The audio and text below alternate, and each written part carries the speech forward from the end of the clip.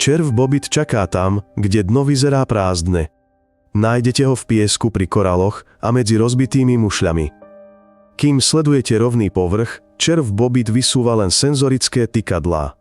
Číha ako mimozemšťan, hoci je to náš pozemský sused pláží. Červ bobit útočí ako strela. V zlomku sekundy vyletí z piesku hltan s čelusťami. Uchopí korisť a odtiahne ju do nory. Potápači aj akvaristi videli, ako červ bobit jedným cvaknutím preťal rybu skoro na poli. Zostalo po nej len obláčik šupín. Najhoršie je, že červ bobit žije roky nedaleko a zostáva neviditeľný. Objaví sa len vtedy, keď je už neskoro stiahnuť ruku či chvost. Bobitov červ je veľký mnohoštetinavec, zvyčajne do metra. Niektoré jedince narastú aj väčšie. Telo bobitovho červa tvoria stovky hustých segmentov. Po stranách má tvrdé štetiny, ktoré fungujú ako kotvy. Zachytávajú sa o piesok a pomáhajú držať korisť. Na hlave má bobitov červ 5 tenkých tykadiel. Vnímajú nimi vibrácie vody a jemné dotyky. Najdesivejší detail bobitovho červa je vysúvacia hltan. Vyvráti sa ako rukavica a odhalí ostré chytínové čeluste. Týmito čelusťami bobitov červ reže mäkké tkanivá ako nožnicami. Dokáže korisť rozrezať presným rezom. Hlavná vlastnosť, ktorou sa červ bobit preslávil, je jeho dokonalá pasca. Červ bobit hrabe hlbokú noru v piesku a štrku. Steny spevňuje a vonku necháva len tykadlá. Keď ryba alebo kreveta mierne naruší vodu, červ bobit vystrelí hltan. Zovrie čeluste a pákou nory stiahne korisť nadol. Štetinky červa bobita fungujú ako spätné háky. Jeho telesná hmotnosť slúži ako kotva. Ak je obeť veľká, červ bobit ju rozreže. Po častiach ju stiahne dovnútra, zostávajúc neviditeľný.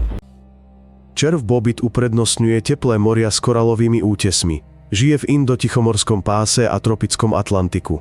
Vyberá si miesta, kde je piesok zmiešaný s kamienkami a úlomkami. Tam si ľahšie maskuje a spevňuje noru. Na takýchto križovatkách prúdov prechádzajú ryby stále.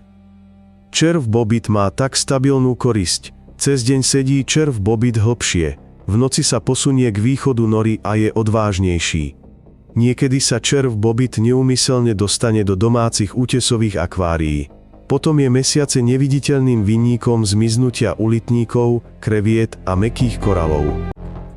Z biologického hľadiska je bobitov červ obrúčkavec z čeľade Eunicidae s hydrostatickým skeletom. Vo vnútri segmentov bobitovho červa tlak tekutín a svaly fungujú ako pružina. Energia sa akumuluje a umožňuje prudký útok. Čeluste bobitovho červa sú z pevného chytínu, tento materiál sa takmer neotupí. Tykadlá bobitovho červa sú citlivé mechanoreceptory. Majú aj trochu čuch, preto im neuniknú slabé vibrácie ani stopa koristi. Napíšte do komentárov, čo desí viac, bleskový útok bobitovho červa alebo jeho schopnosť zostať neviditeľným. Meno bobitov červ sa uchytilo v 90-kach. Rozšírilo sa medzi akvaristami. Získal si tak povesť monštra. Bobitov červ neloví ľudí. Zriedkavé uhryznutia sú obranou. Rukami sa ho určite netreba dotýkať. Niektorým príbuzným dorastajú stratené segmenty. Preto aj bobitov červ pôsobí veľmi životaschopne. Je ťažké ho úplne odstrániť z útesu. Príbehy odchytu sú vždy podobné. V noci nastavia pasce, zhasnú biele svetlo a zrazu sa zo štrbiny vyplazí bobitov červ, dlhý takmer meter. V prírode vidia potápači z červa bobit len tykadlá a lievik nory. Posvietite a červ bobit sa stiahne hlbšie. V akváriách bobitovho červa našli pomocou infračervených snímok a čistých rezov na koraloch. Vedcov udivuje, ako bobitov červ loví slabé ryby. Mení tak rovnováhu útesu. Pritom zostáva roky takmer neviditeľný. Záver je jednoduchý. Bobitov červ je pozemský predátor. Zbavuje korisť šance na únik. Ak vidíte lievik, nedotýkajte sa piesku. Bobitov červ nemá rád hostí.